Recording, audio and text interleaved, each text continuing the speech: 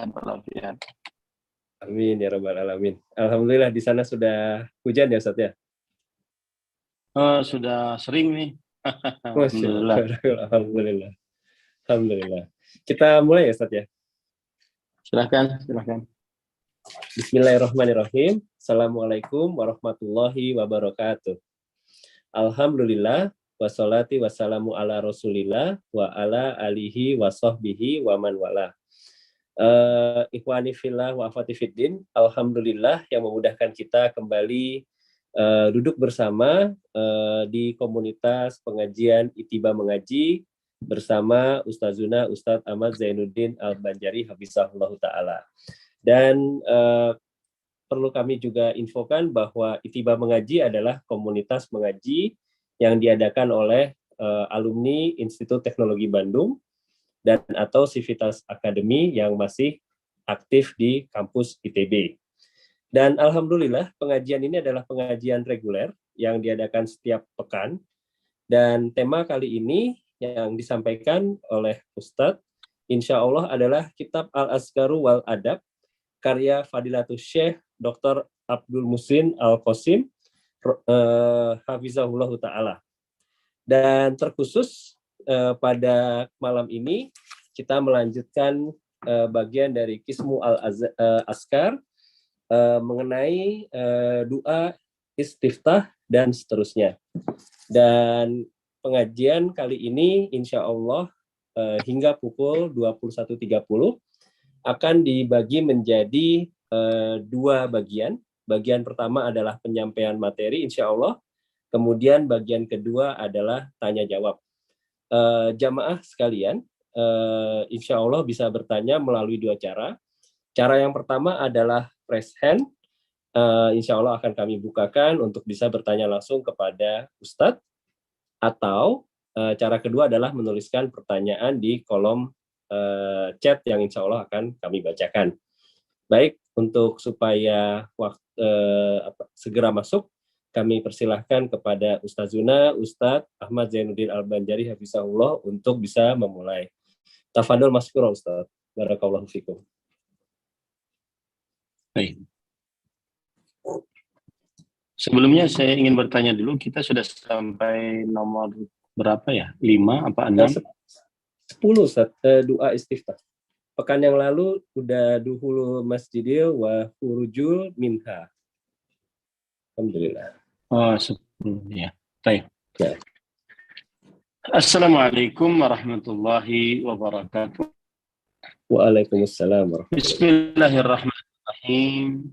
Innal hamdalillah nahmaduhu wa nasta'inuhu wa nastaghfiruh wa na'udzu billahi min shururi anfusina wa sayyiati a'malina. Man yahdihillahu fala mudilla lahu wa man yudlil fala hadiya lahu. Wa asyhadu an la ilaha illallah wahdahu la syarika lah wa asyhadu anna Muhammadan 'abduhu wa rasuluh. Ya ayyuhalladzina amanu taqullaha haqqa tuqatih wa la tamutunna illa wa antum muslimun. Ya ayyuhan nasu taqu rabbakum alladzi khalaqakum min nafsin wahidah wa khalaqa minha zawjaha wa batha minhuma rijalan katsiran wa nisaa'a wattaqullaha alladzi tasaaluna bihi wal arham innallaha kana 'alaikum raqiba. Ya ayyuhalladzina amanu taqullaha wa qulu qawlan sadida yuslih lakum a'malakum wa yaghfir lakum dhunubakum wa man yuti'illaha wa rasulahu faqad faza fawzan 'azima. Amma ba'd. Fa inna asdaqal hadits kitabullah wa ahsanul hadi hadi Muhammadin sallallahu alaihi wa ala alihi wasallam. Wa syarrul umuri muhdatsatuha wa kullu muhdatsatin bid'ah wa kullu bid'atin dhalalah wa kullu dhalalatin finnar. Alhamdulillah, kita bersyukur pada Allah Subhanahu wa taala pada hari ini, hari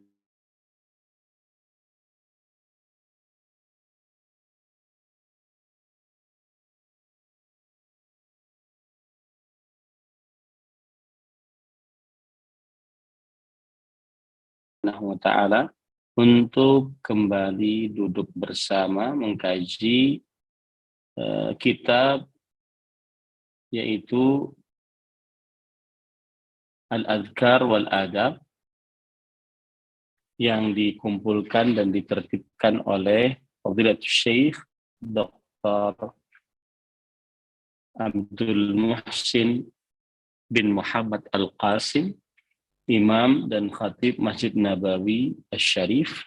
Dan ini kitab adalah merupakan kumpulan dari mutun Thalibul Ilm, yang kitab ini adalah Al-Mustawa At-Tamhidi, yaitu jenjang persiapan.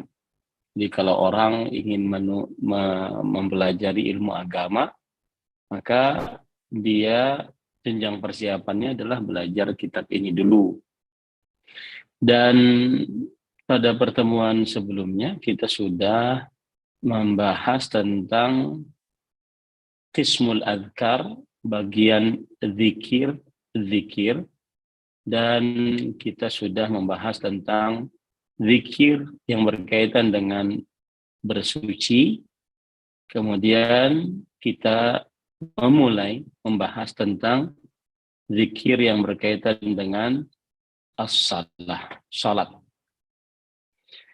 Nah, kita pada kesempatan kali ini memulai pada doa ul-istiftah nomor yang ke-10. Doa istiftah namanya.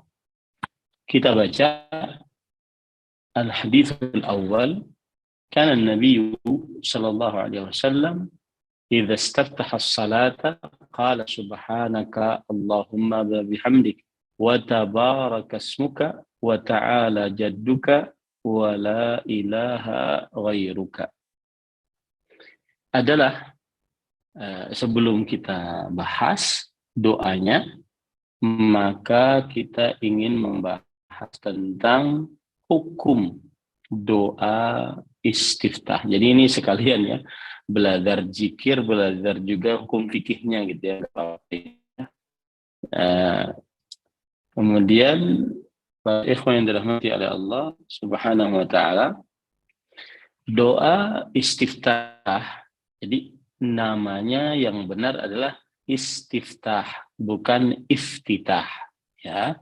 Doa istiftah itu termasuk daripada kesunahan sholat.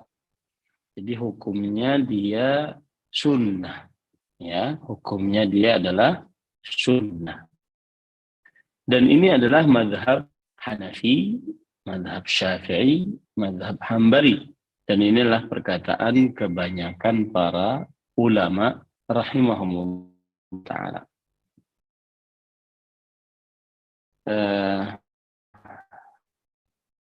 Dan Imam An-Nawawi rahimahullah, ya ini Mas Faisal, saya pakai HP ini, bukan pakai wifi karena baru hujan, jadi baru atau saya matikan saja.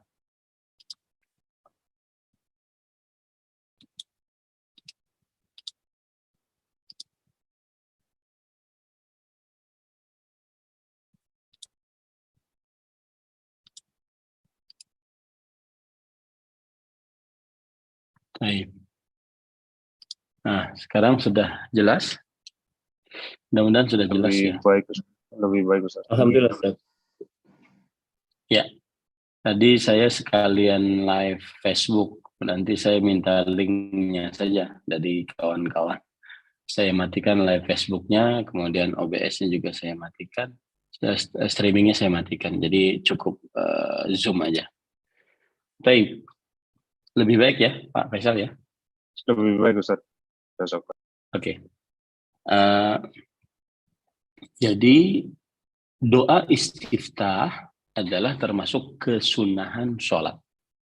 Dan ini mazhab jumhur kebanyakan para ulama. Mazhab Hanafi, Syafi'i, dan Hambali. Misalkan Imam An-Nawawi berkata, "Amma al-istiftahu faqala bistihbabihi jumhurul ulama'i min as-sahabati wat tabi'in faman ba'dahum wa la yu'rafu man khalafa fihi illa Malikan rahimahullah." Adapun doa istiftah, maka jumhur, mayoritas para ulama berpendapat akan istihbab, dianjurkannya membaca doa istiftah tersebut, baik dari para sahabat, para tabi'in, dan ulama-ulama setelahnya. Dan tidak ada yang menyelisihi di dalam hal ini kecuali Imam Malik rahimahullah. Imam Malik berkata, la ya'ti bidu'a'il istiftah wala bi syai'in bainal qira'ati wat takbiri aslan bal yaqulu Allahu akbar alhamdulillahi rabbil alamin ila akhir al-Fatihah. Imam Malik rahimahullah berkata, tidak membaca doa istiftah atau bacaan apapun di antara takbiratul ihram dengan surat Al-Fatihah. Dia cukup mengucapkan Allahu Akbar, kemudian setelah itu membaca Alhamdulillahi Rabbil Alamin sampai akhir surat Al-Fatihah. Nah, itu perkataan Imam Nawawi yang merupakan representasi dari ulama mazhab Syafi'i. Kemudian perkataan Imam Ibnu Qudamah dari ulama mazhab Al-Hambali yang disebutkan dalam kitab Al-Mughni. Dan kitab Al-Mughni adalah sandaran dalam mazhab Hambali. Beliau mengatakan, wa jumlatuhu anna al-istiftaha min sunanis salah fi qawli aktsari ahli al-ilm wa kana Malikun la yarahu bal yukabbiru wa yaqra'u bima rawa Anas radhiyallahu anhu qala kana Nabi sallallahu alaihi wasallam wa Abu Bakar wa Umar yaftatihuna as-salah bilhamdulillahi rabbil alamin. Imam Malik rahimahullah ringkasan dari permasalahan ini adalah bahwa doa istiftah termasuk dari kesunahan sholat menurut pendapat para ulama kebanyakan. Dan Imam Malik rahimahullah tidak berpendapat demikian. Tetapi beliau berpendapat langsung bertakbir dan langsung membaca surat Al-Fatihah. Berdasarkan riwayat Anas bin Malik radhiyallahu anhu, adalah Nabi Muhammad sallallahu alaihi wasallam, Abu Bakar, Umar, beliau membuka salat dengan alhamdulillahirabbil alamin. Nah, yang jelas doa istiftah, pendapat yang kita kuatkan dalam majelis ini sekarang adalah pendapat mayoritas para ulama, ya. Nah,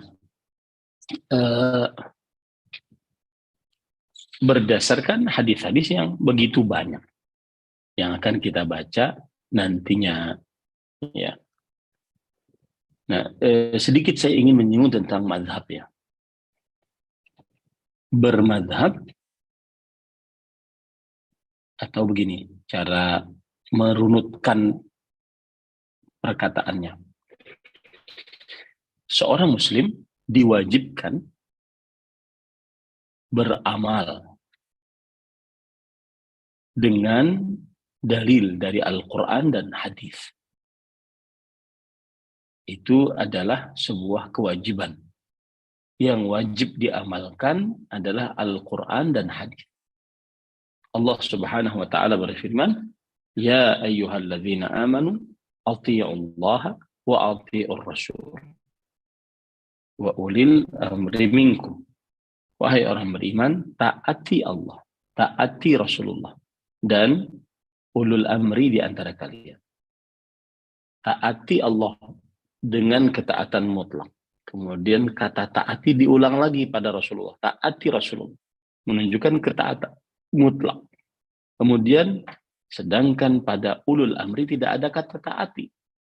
menunjukkan bahwa ulul amri yang artinya ada dua, ulama dan umara, ketaatan kepada ulul amri terikat dengan ketaatan kepada Allah dan Rasul-Nya.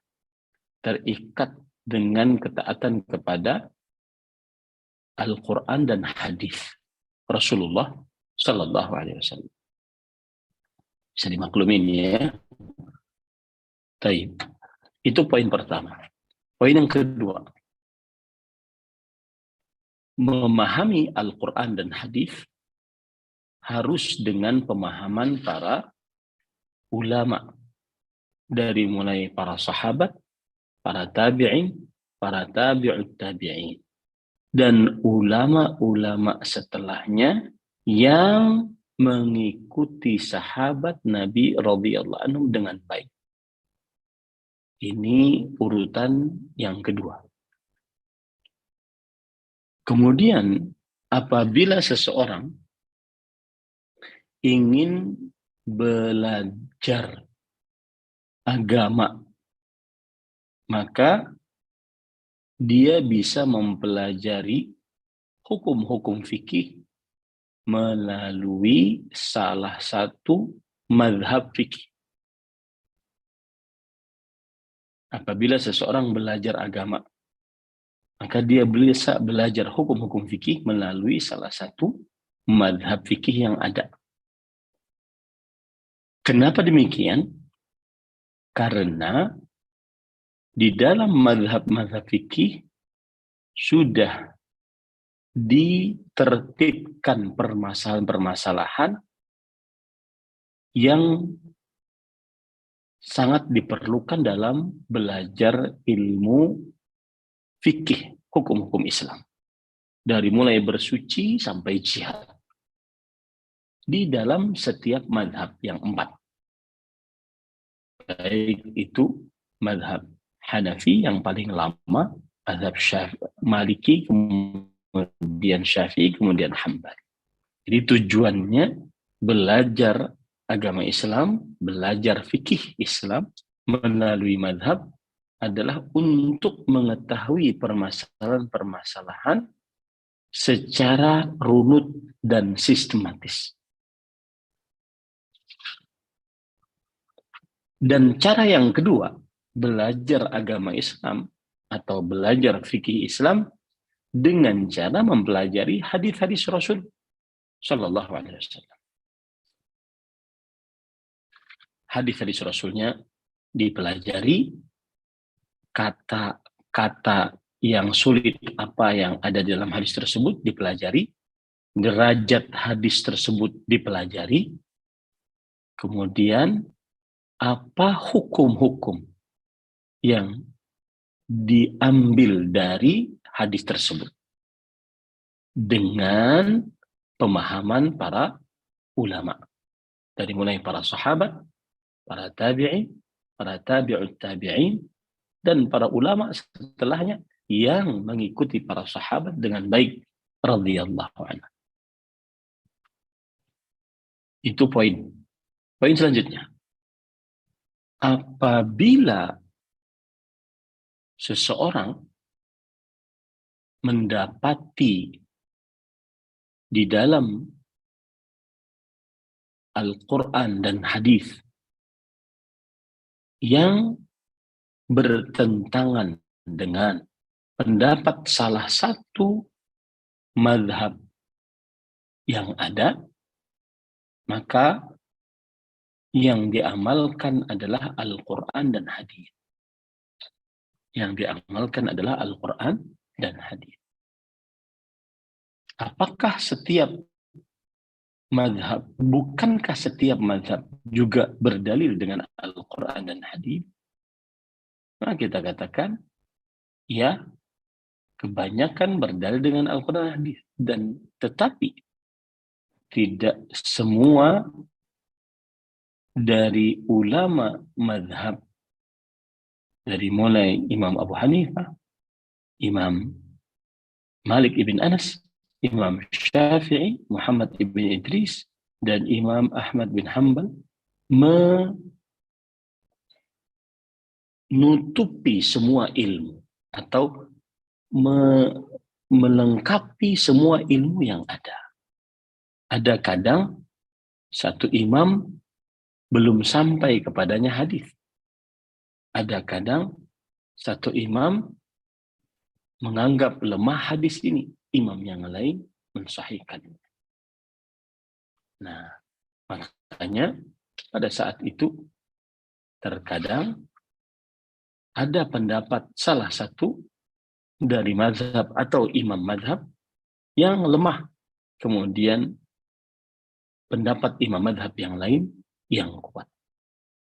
Kuat berdasarkan lebih dekat dengan Al-Quran dan hadis yang dipahami oleh para ulama salafus saleh, dari mulai para sahabat, para tabi'in, para tabi'ut tabi'in.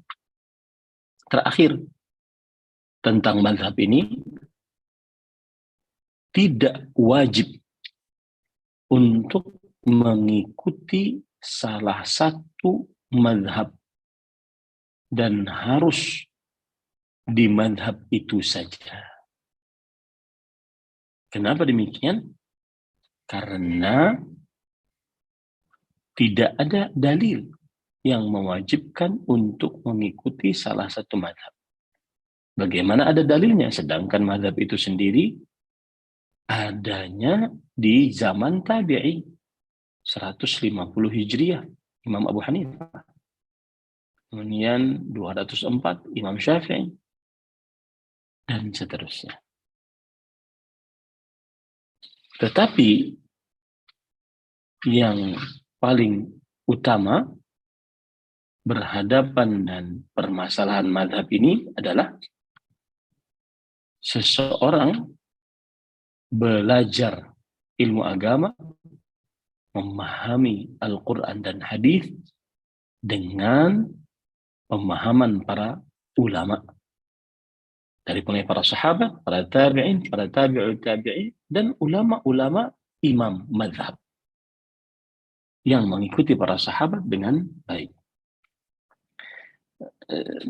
Poin terakhir lagi, orang awam yang tidak bisa bahasa Arab, tidak mempunyai alat-alat ilmu untuk membaca dan memahami perkataan para ulama dan membaca dan memahami ayat Al-Quran serta hadis-hadis Rasul Shallallahu Alaihi Wasallam, maka tugas dia adalah bertanya kepada ulama. Allah berfirman, "Fas'alu ahla dzikri in kuntum la ta'lam." Bertanyalah kepada para ulama jika kalian tidak mengetahui. Maka orang awam mazhab adalah seorang alim yang dia tanya dan berusaha mencari yang alim di dalam pertanyaan yang dia tujukan. Karena setiap orang alim terkadang memiliki spesialisasi di dalam keilmuannya.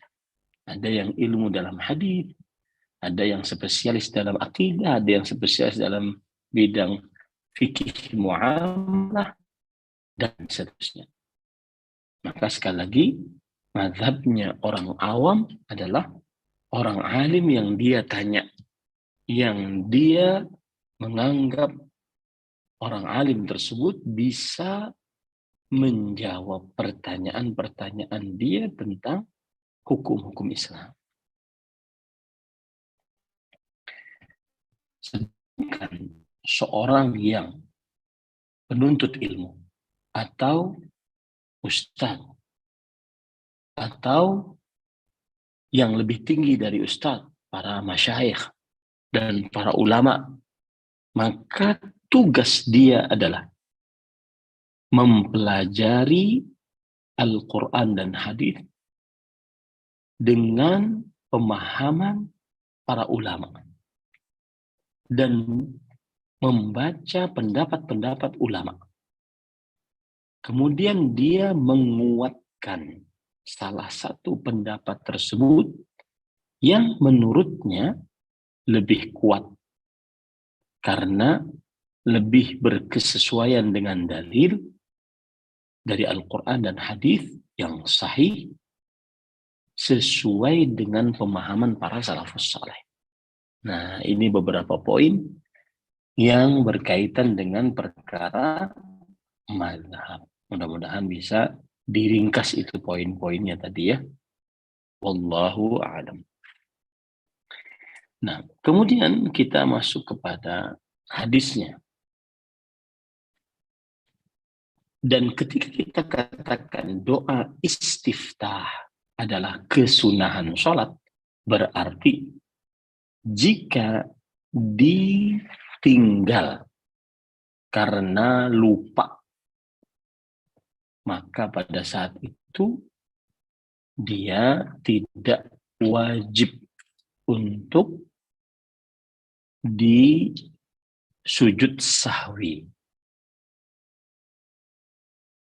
Ini bedanya kalau seandainya dikatakan adalah doa istiftah wajib.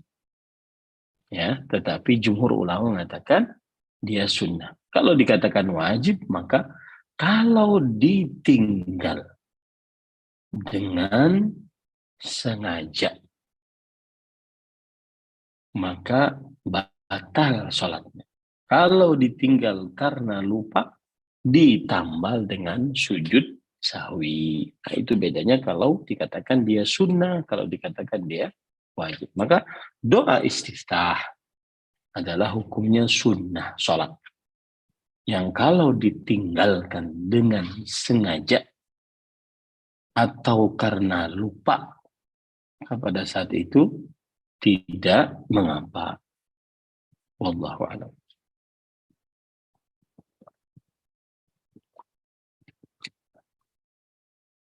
Di sini disebutkan kanan Nabi sallallahu alaihi wasallam idza istaftaha as-shalah. Adalah Nabi Muhammad sallallahu alaihi wasallam jika membuka salat, maka beliau berkata subhanakallahumma wa bihamdika wa tabarakasmuka wa ta'ala jadduka wa la ilaha ghairuka. Beliau mengucapkan bacaan tadi yang artinya maha suci engkau ya Allah dan segala puji bagimu, tinggi namamu, dan di sini disebutkan bahwa ta'ala jadduka, tinggi kedudukanmu, wala ilaha ghairuka, dan tidak ada ilah yang berhak diibadahi selain engkau. Ini salah satu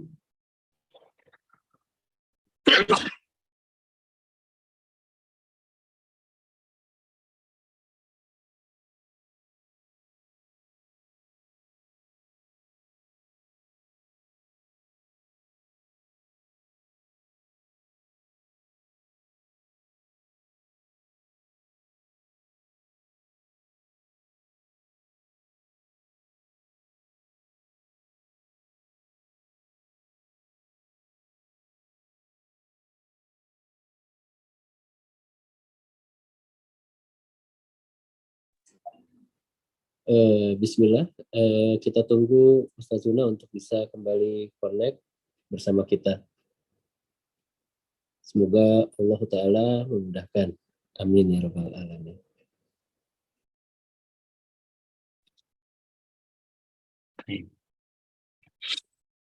ucapan subhanallah. Ini fungsinya adalah mensucikan Allah dari apa yang tidak cocok. Subhanaka. Ya. Ini fungsinya adalah mensucikan Allah dari ucapan, dari sesuatu yang tidak cocok. Nah, setiap apa saja yang tidak cocok maka kita mengucapkan subhanallah. Ya, ini adalah ucapan yang diucapkan kalau kita mendapati tidak kecocokan untuk Allah Subhanahu wa ta'ala. Subhanallah, subhanallah. Makanya dalam Al-Quran sering subhanallah amma yusyrikun. Maha suci Allah atas apa yang mereka syirikan. Ya. Jadi ini ucap subhanallah diucapkan jika ingin mensucikan Allah dari sesuatu yang tidak cocok untuk Allah Subhanahu wa ta'ala. Gitu ya. Kemudian para ikhwan yang dirahmati oleh Allah Subhanahu wa ta'ala, kata tabaraka. Tabaraka artinya adalah al-barakah tunalu bizikrik. Keberkahan didapat dengan mengingatmu. Dan ucapan tabaraka ini khas, khusus untuk Allah Subhanahu wa ta'ala. Tidak diperbolehkan diberikan kepada selain Allah. Imam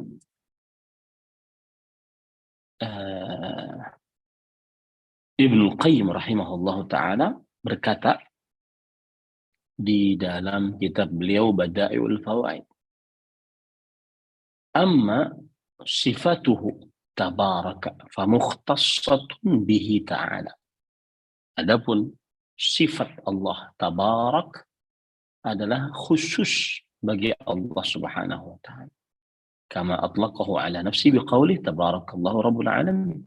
Sebagaimana itu firman Allah yang umum yang Allah sebutkan untuk dirinya, seperti firman Allah tabarakallahu rabbul alamin, tabarakalladzi biyadihil mulk, fatabarakallahu ahsanul khaliqin. Ya, banyak ayat yang seperti itu. Nah, ini menunjukkan bahwa tabaraka khusus untuk Allah Subhanahu wa ta'ala. Dan tabaraka adalah tafa'ala minal barakah, yaitu berkah yang selalu ada. Nah, berkah yang selalu ada. Nah, ketika kita mengucapkan tabarakallah, maka itu berarti kita sedang menyebutkan keberkahan yang selalu ada dari Allah Subhanahu wa ta'ala. Nah, kemudian di sini juga disebutkan wa ta'ala jadduka. Ta'ala tinggi. Dari kata ta'ala ya ta'ala. Kemudian jadduka adalah qadruka. Artinya kedudukanmu. Wa la ilaha ghairuka. Dan tidak ada ilah yang berhak diibadahi kecuali engkau. Ini para ikhwan yang dirahmati oleh Allah Subhanahu wa ta'ala. Para ikhwah yang dirahmati oleh Allah Subhanahu wa ta'ala, kemudian doa yang kedua. Qala Abu Hurairah radhiyallahu anhu, kana an-nabiy sallallahu alaihi wasallam idza kabbara fi as-salati sakana hunayyah qabla an yaqra. Faqultu ya Rasulullah bi abi anta wa ummi ara'aita sukutaka baina at-takbir wal qira'ah ma taqul? Qala aqulu Allahumma ba'id baini wa baina khataayai kama ba'adta baina al-masyriq wal maghrib. Allahumma naqqini min khataayai kama yunqqa ath-thawb al-abyad min ad-danas. Allahumma ghsilni min khataayai bil-thalji wal ma'i wal barad. Yang artinya Abu Hurairah radhiyallahu anhu berkata adalah Rasulullah SAW jika bertakbir di dalam salat, lalu beliau diam, hunayyah itu sebentar, ya, yasiran minal waqt, sebentar sebelum beliau membaca surah Al-Fatihah. Nah, semestinya orang yang sholat begitu.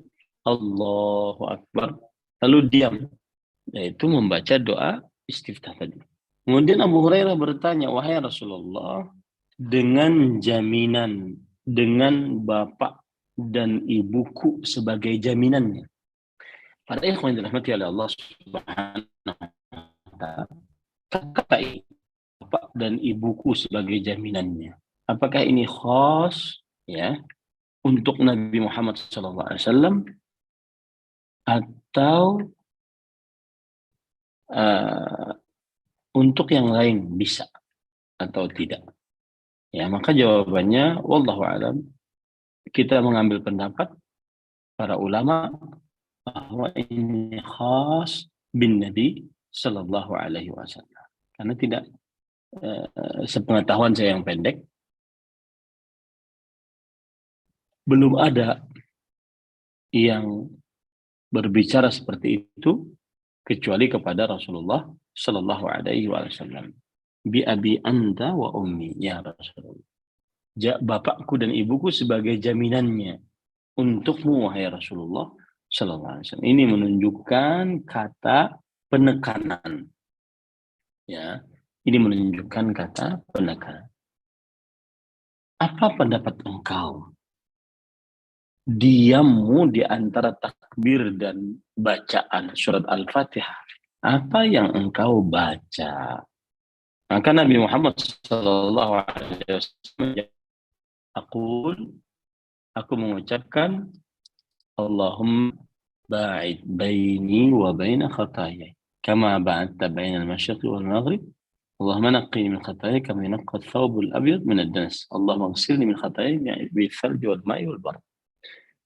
Ya Allah, jauhkan antara aku dan dosa-dosaku sebagaimana engkau telah menjauhkan antara timur dan barat. Ya Allah, sucikan aku dari dosa-dosaku sebagaimana engkau membersihkan pakaian yang putih dari kotoran. Ya Allah, basuhlah dari dosa-dosaku dengan es, air, dan embun yang dingin. Nah, mengapa disebutkan kata embun ya pada ikhwan yang dirahmati oleh Allah Subhanahu wa taala? Para ikhwan yang dirahmati oleh Allah Subhanahu wa taala, makna dari dan bersihkanlah, kata bahasanya, basuhlah dari kesalahan-kesalahanku dengan air, dengan es, air, dan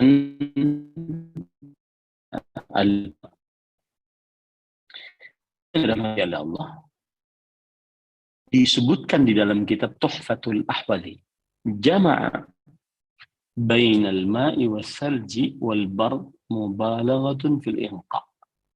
Dikumpulkan antara air, es, dan embun, ini menunjukkan kepada lebih lebih bersih.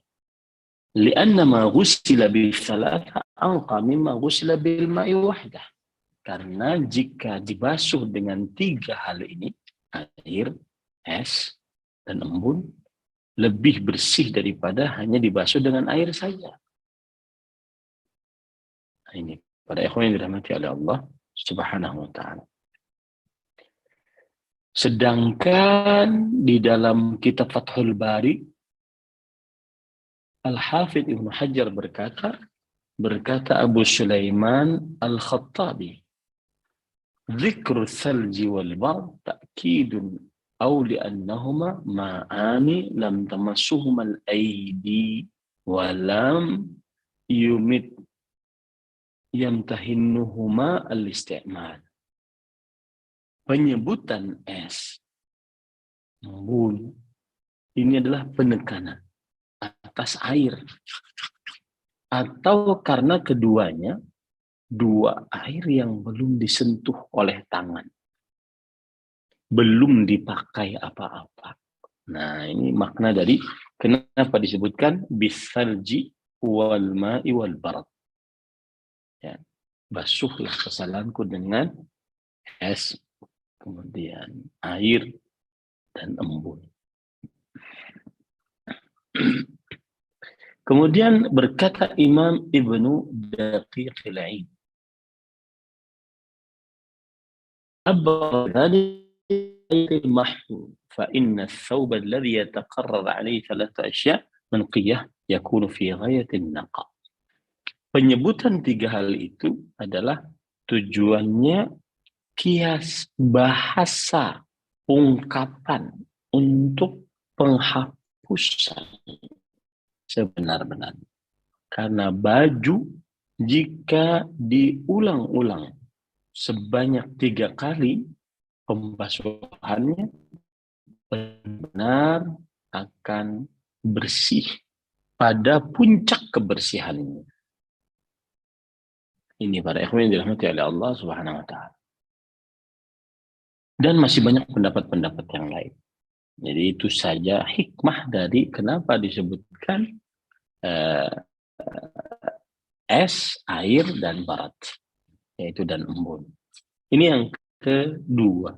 Yang ketiga, karena Nabi sallallahu alaihi wasallam idza istaftaha shalah wajjahtu wajhiya lilladzi fatara as-samawati wal arda hanifan wa ma ana minal musyrikin inna salati wa nusuki wa mahyaya wa mamati rabbil alamin la syarika lahu bidzalika umirtu wa ana minal muslimin Allahumma antal malik la ilaha illa anta rabbi wa ana 'abduk zalamtu nafsi واعترفت بذنبي فاغفر لي ذنوبي جميعا إنه لا يغفر الذنوب إلا أنت واهدني لأحسن الأخلاق لا يهدي لأحسنها إلا أنت واصرف عني سيئها لا يصرف عني سيئها إلا أنت لبيك وسعديك والخير كله في يديك والشر ليس إليك أنا بك وإليك تباركت وتعاليت أستغفرك وأتوب إليك. Nah, ini panjang ini, ya.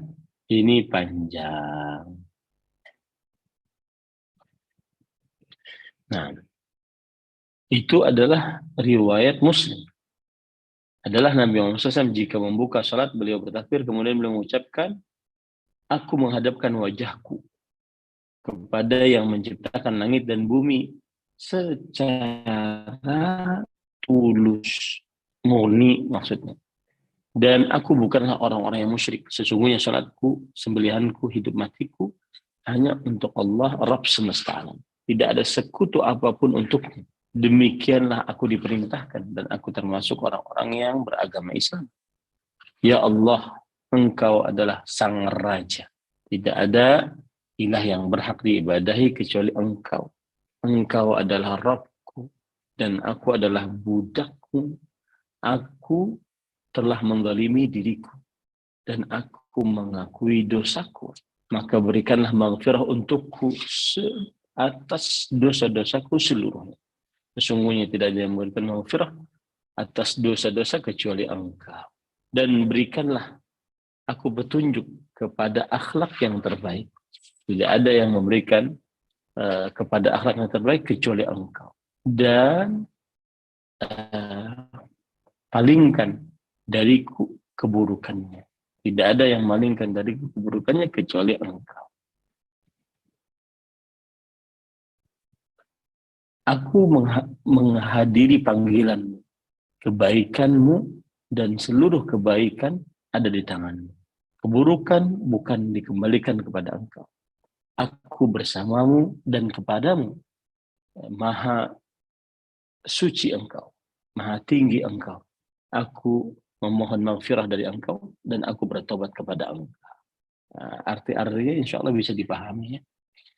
Kemudian hadis yang keempat, karena Rasulullah sallallahu alaihi wasallam idza qama min al-lail iftataha salatahu.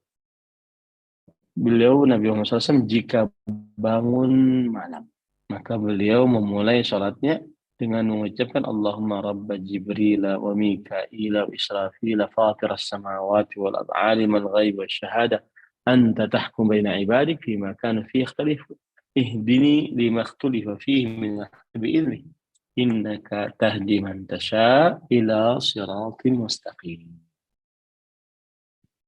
Ya Allah, wahai Rabbnya Jibril, Mikail, Israfil, pencipta langit dan bumi, yang mengetahui akan hal gaib dan yang nampak, Engkau menjadi hakim di antara hamba-hambamu di dalam apa saja yang mereka perselisihkan.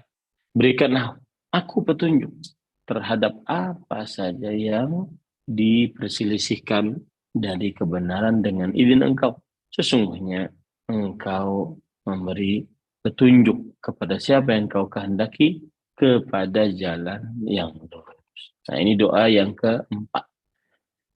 Karena doa yang kelima, karena Nabi Sallallahu Alaihi Wasallam idza qama min al-lail. Dan doa yang keempat, doa yang kelima ini juga dibaca saat bangun malam. Ya, saat bangun malam. Apakah boleh dibaca di selain bangun malam? Maka jawabannya boleh. Ya.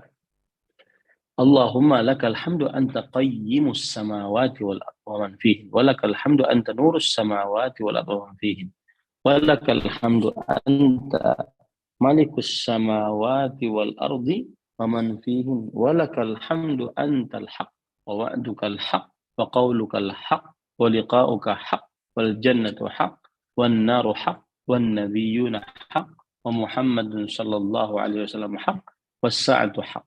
Allahumma laka aslamtu wa bika amantu wa alayka tawakkaltu wa ilayka anabtu wa bika khasamtu wa ilayka hakamtu faghfir li ma qaddamtu wa ma akhartu asrartu wa ma alantu antal muqaddim wa antal muakhir la ilaha illa.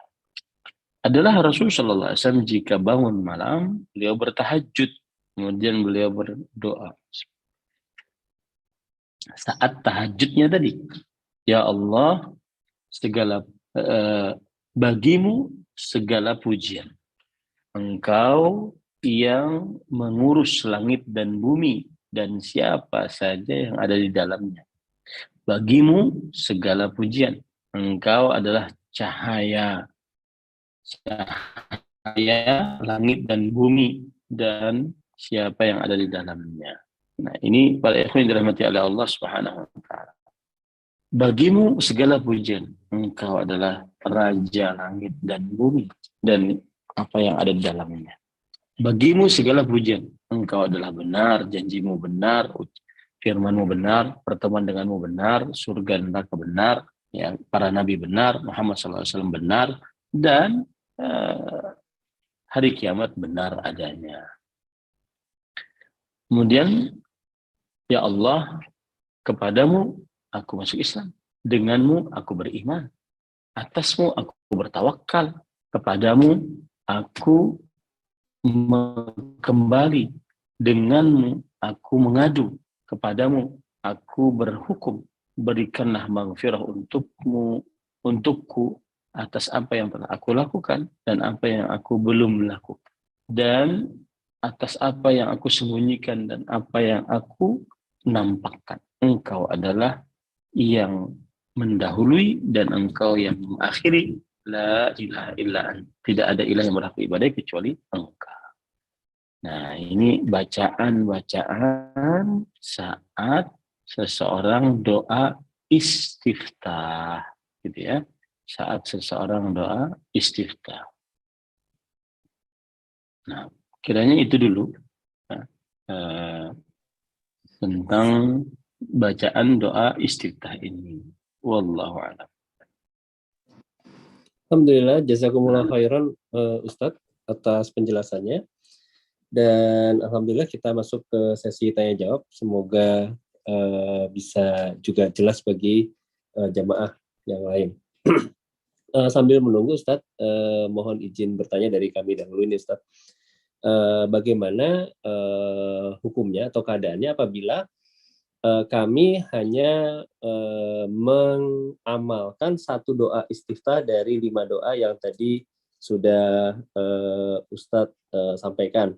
Dan karena 2 hal, pertama adalah karena diajarkan dari kecil, dan yang kedua karena beberapa buku dari contohnya adalah Sifat Sholat Nabi, itu menuliskan hanya satu doa istiftah saja, Ustaz. Apakah demikian itu boleh atau seharusnya sebaiknya kita juga mengamalkan doa istiftah yang lain? Barakallahu fikum, jazakumullah khairan, Ustaz. Bismillah, walhamdulillah, wassalatu wassalamu ala rasulillah wa ala alihi wa ashabihi wa man wala, amma ba'd.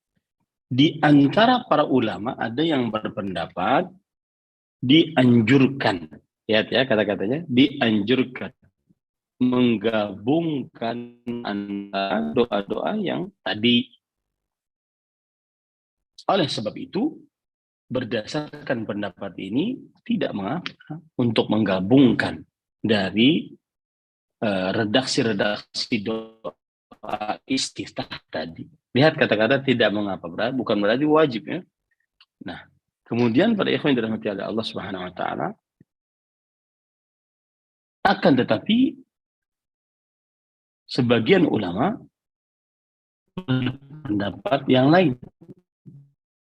Seperti Imam Muhammad bin Shalih Al-Utsaimin, walakin la yajma'u baina hadhihi al-istiftahat bal yaqulu hadhihi marrah wa hadhihi marrah liya'ti bis-sunnah ala jami'i wujuhiha.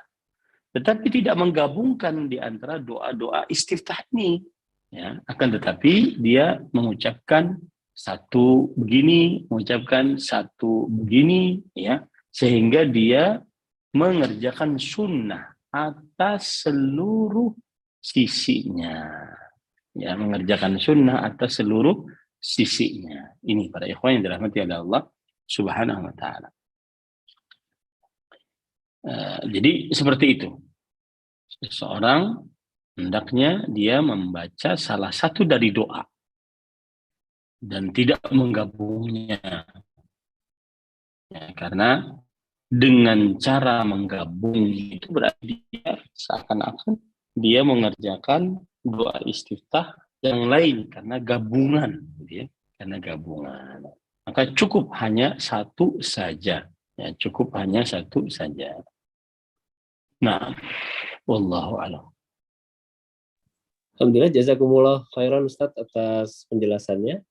Baik, Bapak dan Ibu, ikhwani fillah wa akhwati fiddin, apabila ada pertanyaan bisa langsung raise hand atau dituliskan di kolom chat. Kita tunggu sebentar apabila ada yang ingin bertanya.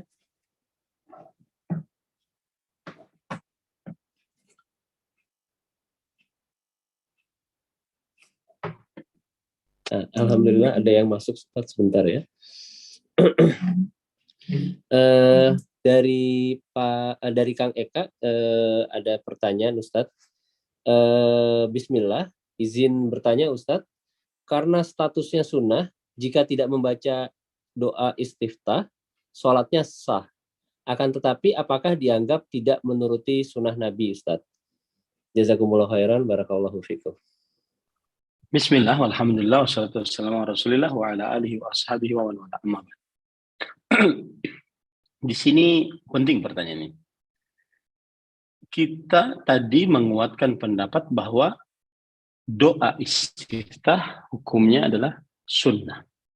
Ketika dikatakan sunnah, maka pengertian sunnah adalah ma'amara bihi syari' amran ghaira jazim.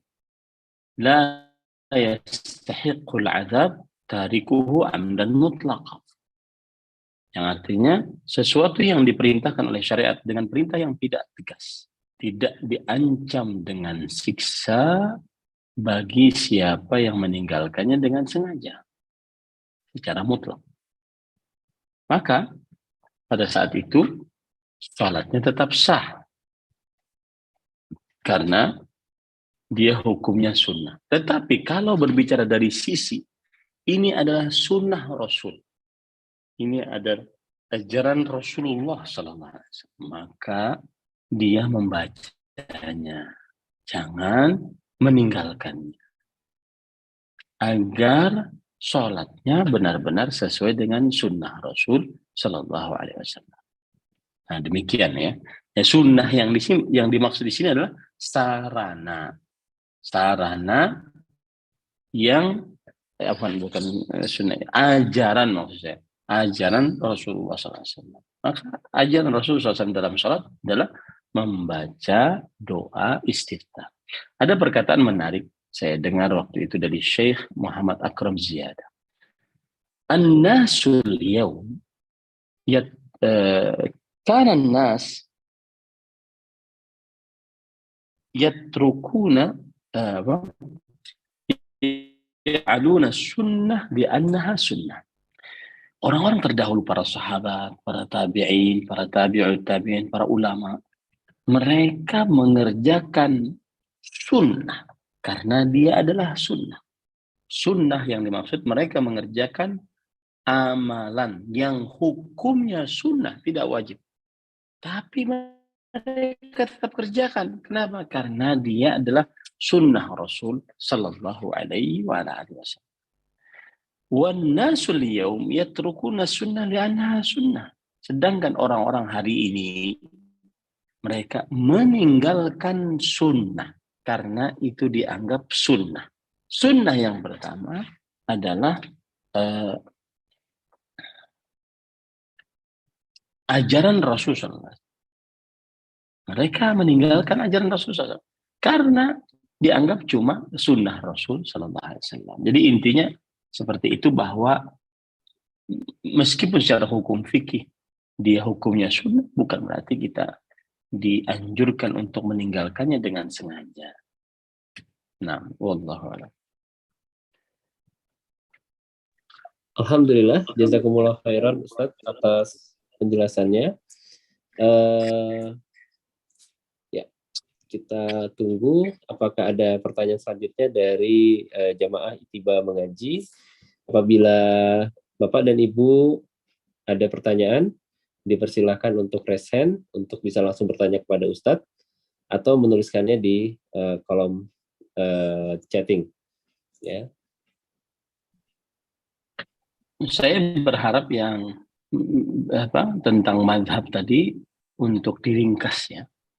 Tidak ada yang meringkas, karena itu adalah jawaban yang mudah-mudahan secara tertib, jawaban yang sering ditanyakan tentang bagaimana sebenarnya seorang bermadzhab, yang kemudian akhirnya nanti di lapangan faktanya ada kadang-kadang yang membuat heboh kaum muslimin tentang mazhab, wajib bermazhab, pindah mazhab. Ini yang lagi ramai juga diantaranya adalah diperintahkan menikah ala mazhab Hanafi,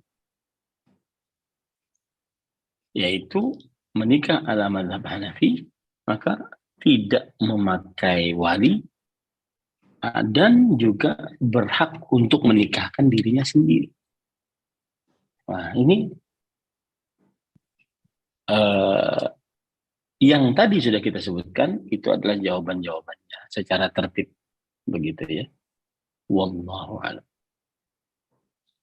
Insya Allah Ustadz, insya Allah kami akan rangkum ya dan sampaikan kembali kepada Ustadz.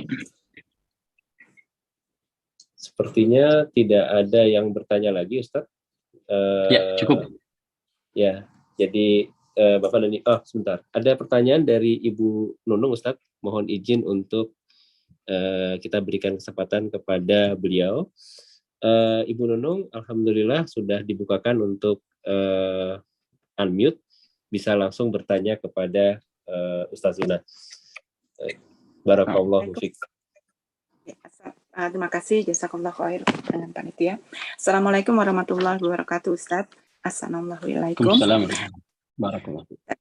Ustadz, kalau untuk kita mengkhususkan membaca tadi doa-doa istiftah itu, misalnya kalau lagi sholat malam, saya bacanya yang Allahumma tadi roba Jibril yang itu, terus atau untuk sholat fardu saya bacanya Allahumma ba'id baini, yang terus untuk sholat sunnah yang lain baru baca yang lainnya. Itu boleh nggak sih Ustadz kita mengkhususkan seperti itu, atau memang harus ada dalilnya atau bagaimana? Ya. Bismillah, alhamdulillah, wassalatu wassalamu ala rasulillah wa ala alihi wa ashabihi wa man wala, amma ba'd. Yang disebutkan di dalam hadis, idza qama minal lail, jika bangun dari malam beliau membaca doa istiftah ini, maka baca itu lebih utama untuk dibaca. Karena itu yang dibaca oleh Rasulullah SAW saat sholat malam. Tapi kalau seandainya seseorang tidak membaca itu, tidak mengapa.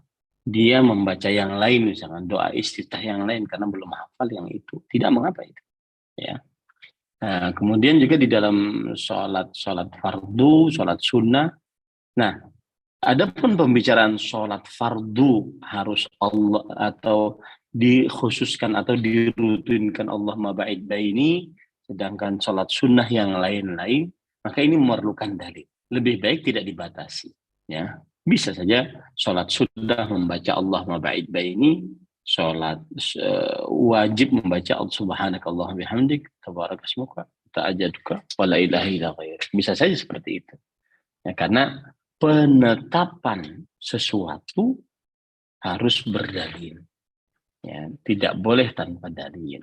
Agar kita benar-benar murni mengikuti Rasulullah SAW. Wallahu a'lam. Cukup kiranya, Kang? Alhamdulillah Ustaz, semoga jelas bagi Ibu Nunung. Sepertinya tidak ada lagi. Baik Bapak dan Ibu, karena tidak ada yang bertanya, kita cukupkan insya Allah pertemuan kita di malam hari ini. Dan sebelum kita tutup, kita berharap Ustazuna Ustadz Ahmad Zainuddin Al-Banjari bisa memberikan nasihat kepada kita semua yang insya Allah akan bermanfaat bagi hidup kita, baik di dunia maupun di akhirat kelak. Tafadhol maskura Ustaz, barakallahu fikum. Bismillah, walhamdulillah, wassalatu wassalamu ala rasulillah wa ala alihi wa ashabihi wa man wala, amma ba'd. Ada faedah menarik yang disebutkan oleh para ulama rahimahumullah ta'ala, yaitu tentang meruqyah.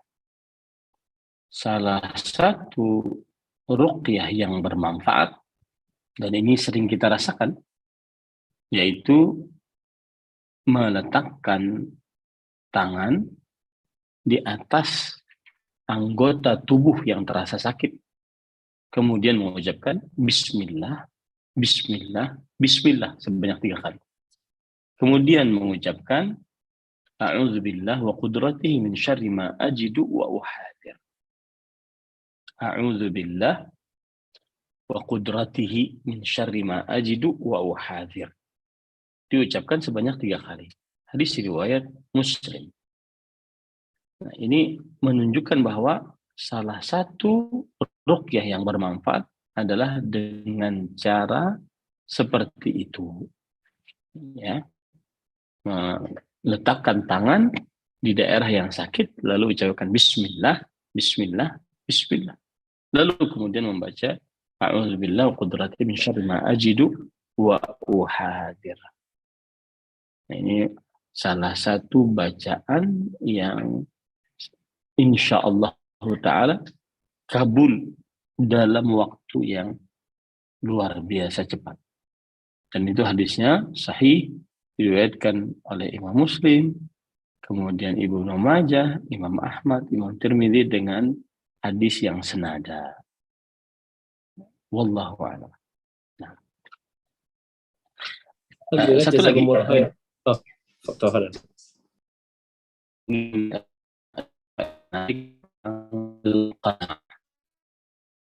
Rasa puas dengan pemberian Allah. 3 unsur qanaah. Yang pertama, ridha bima a'tallah. Rela dengan apa yang Allah berikan. Apa saja yang Allah berikan, rela. Meskipun dunal kifayah. Meskipun kurang dari cukup. Ya, ini unsur qanaah yang pertama. Rela dengan apa yang Allah berikan. Meskipun kurang dari cukup. Apalagi tentunya kalau cukup, lebih dari cukup. Yang kedua, tarkut tawuf ilal maf'ud. Yang artinya tidak mencari yang tidak ada. Orang akan qanaah. Makan di atas piringnya ada nasi, ada telur saja. Tidak ada sambal, tidak ada kerupuk, tidak ada sayur. Maka dia tidak mencari yang tidak ada. Dia tidak mencari yang tidak ada. Maka niscaya dia akan qana. Yang ketiga adalah al-istighna bil mawjud, yaitu mencukupkan dengan yang ada. Maka inilah unsur dari qanaah sebagaimana disebutkan oleh Imam Al-Qurtubi rahimahullah. Semoga bermanfaat. Wallahu a'lam. Alhamdulillah, jazakumullah khairan Ustadz, Masya Allah, nasihatnya insya Allah akan sangat berguna bagi kami, para tulabul ilmi, dan semoga kami semua, kita semua bisa mengamalkannya. Alhamdulillah, karena waktu sudah selesai ya, dan Ustadz sudah menyampaikan nasihatnya kepada kita, maka kita tutup taklim kita pada malam hari ini dengan bersama-sama membaca doa kifaratul majelis. Subhanakallahumma wa bihamdika asyhadu alla ilaha illa anta astaghfiruka wa atubu ilaik. Wassalamualaikum warahmatullahi wabarakatuh. Jazakumullah khairan Ustaz. Barakallahu fiik. Barakallahu fiik.